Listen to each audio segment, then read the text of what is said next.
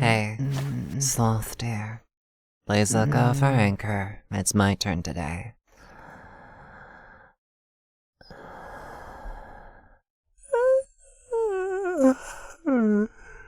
No. I'm sorry, hun, but she chose me. And she chose today to start the new schedule. Hey, darling, wake up. There you are. Come, it's time to get going. You stay safe, darling. Don't work her too hard. Yeah, don't worry about it. Up, up, up. Get dressed. Your clothes are all in the wardrobe there. When you're ready, meet me in the hall. Don't go back to sleep, okay?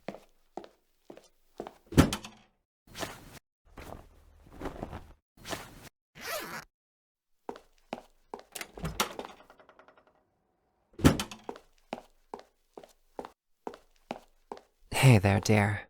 I've got a water bottle for you. We're going on a walk today. A long walk. I got a path set for the both of us. Hun, shake the sleep out of your eyes. Sit. Good morning, dear. Sleep well? Hey, got our breakfast ready? Oh, of course. Here you go, darling. It's a modest breakfast to start. When you get back from your walk, I'll have lunch ready. Gosh, Gluttony, you outdid yourself for this. Yeah, I agree, dear. It looks delicious. Oh, thank you so very much. I did try to make it a good breakfast for our darling second day here. Fruit, proteins, and carbs. This is good stuff to get one pumped up for a walk. How'd you know we'd start with that warm-up? I know you too well, my dear. You enjoy walking when you need time to think. And since our dearest anchor chose you, it only makes sense that you would want to walk with her. It's a good warm-up, and walks are nice. And you've cleaned your plates. Well done. Take care, Wrath. Stay safe while on your walk, dearest. Will do. Hey, come on, babe. That really was filling, wasn't it? Gluttony's magic in the kitchen. I'm not just saying that because she's magical, but she's managed to learn every single recipe in the world. She even stole the recipe of that famous cola. She can make it easily, make it better than stores can. Just, don't tell anyone, okay? Because then our lives would be a little bit more complicated than what it needs to be. The morning sky. The scent of the morning air is absolutely nice. Gets me pumped for this walk, yeah? Let's go. She was right, you know. I really do like to take walks as I think. We didn't always exist like this, you know? It's kinda like with humans like yourself. You weren't here for, gosh, a long, long time. And then one day you're just here. A thinking, breathing being. It's been a bit interesting, to say the very least. Humans can be wrathful creatures, can't they? When one wrongs another, the response is usually to take revenge. I am that feeling. Wrath. That hot-bloodedness and most cessation of all rational thought. The anger, vengeance, rage. I can feel it so strong today. But I don't identify with that. I know it is my domain, but it doesn't feel like me. I'm more like the focus, sheer determination. That determination to see whatever it is that you need to get done through. After all, a lot of people focus on what they can achieve, but sometimes they need that punch, that energy. Wrath is a useful starter energy. Take vengeance out in your cardio. Get walking, running, dancing, or anything else that gets your heart pumping and the like. You get stronger. You're able to do it more and for longer. And it's useful time to think as well. As your heart pumps, as you move and work, you think about things. We're new to this world. All 7 of us. Well, 8 now, counting yourself. Do you wonder why the Divine Edict chose you? While we may look human, don't forget what we are. We are aspects of humanity, ones that have been personified and demonized by humanity. But you are human, not just human-shaped. You've noticed it, haven't you? Every time you're close to one of us, you're affected by our auras. It could be because you're our anchor, and thus your connection to us is stronger than that of the common person. Or it simply could be due to sheer proximity. But you're affected regardless. You always thought that you were boring and gray. Sorry, but I disagree. You're not gray. You're just a color that not many others can see. Subtle, yes, but complicated. Right. We should stop here for a while. Why? Sweetie, look at yourself. You're drenched in sweat and you're panting. We've been going for a long while now. A couple more miles and we should really turn around and head back home. We've just been so focused on moving that we haven't really been keeping track of how far we've been walking. I do have to ask you a question before we start back to home. Why did you choose me first? I thought that you would want to start off slow, slowly get used to the 7 of us. Come to terms with the fact that your regular life was ripped apart and sewn back together with extra baggage. So I pick me, the embodiment of wrath. You're not entirely sure why. Huh? Just wanted to get this over with? That hurts. Wait, what? No! No. I wasn't gonna beat this shit out of you. Why would you think that, dear? Oh, right. My name. I keep forgetting. First impressions and all that.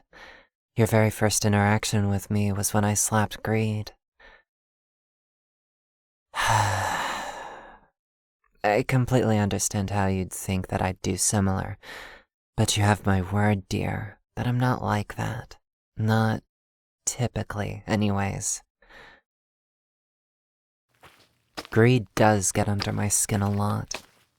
It's in her nature to be greedy, though.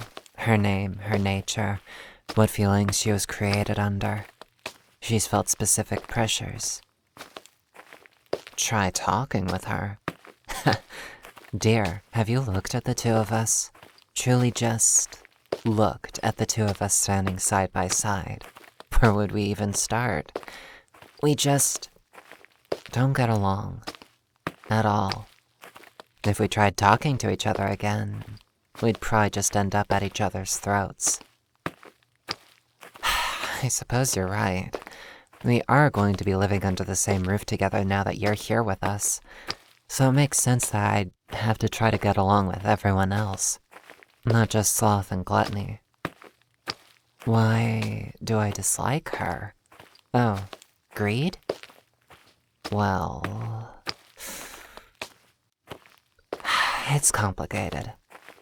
For starters, think about how you would feel if you worked your entire life in order to buy a nice gold necklace for yourself. You poured hours of blood, sweat, and tears into your work, sacrificing your time and effort saving up. And when you finally have it in your grasp, some thief decides to steal it right from your purse, or your hands, or off of your bloody neck. Imagine the sorts of rage you'd feel in such a violation, the blinding self-righteous fury you'd feel. And that desire for revenge, wrath, See? Greed inspires thieves to steal things that they don't necessarily need, all because they want something. And because of that, I feel constantly angry and at her throat. Unless you are able to enter into the minds of humans in order to make them think and feel and act differently, they're gonna keep doing this. And greed will continue to get under my skin. And eventually, there'll be another confrontation like what happened yesterday. No, hey, here's the top of the hill. And there it is. A mansion. The only real building for a few miles. She's magnificent. I do have to hand it to Pride. The place looks gorgeous. Oh yeah, Pride built this place with the help of her divine edict. Huh? Oh, yeah.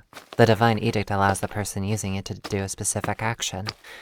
Pride's edict allows her to inspire others to use her designs to build magnificent things, as long as there are people around who can listen to her. That's partly why the mansion is so far away from any human town or city. The edict stated that we couldn't permanently dominate humans. We have to go home, you see. Think of it as both a set of rules, as well as privileged access to some of Heaven's abilities. Break the edict, and you lose the privilege for a while. About a month to 3 months is what I remember. What does my edict do?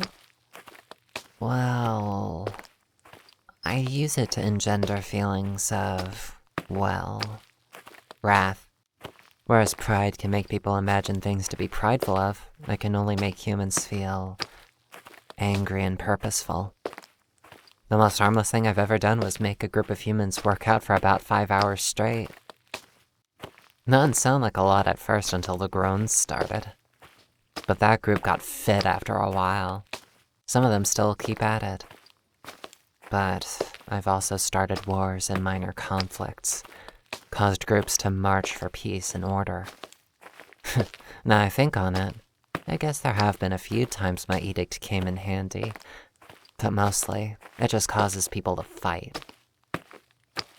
As for yours, I don't know what it does.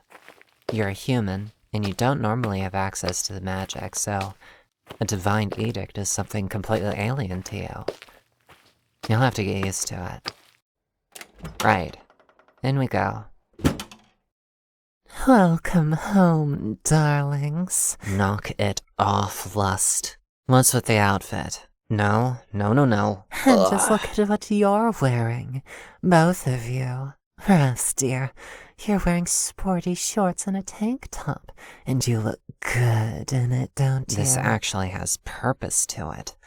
Not just to look like some common floozy. Seriously. I understand, dears. Oh, baby, I've been meaning to ask. When are you and I going to have our day together? You're not sure yet? Aw. Lust, drop it. She'll pick you when she's ready to pick you. For now, stop. Give it a rest. She needs a rest. As you wish. Darling anchor, I'll be in my room, moping. If you want to hang out later on, the door is always unlocked. I can never understand how that woman can be so casual about doing that. Anyways, come on. Gluttony's probably cooking something great. Let's go and shower off the sweat and go eat what she's made.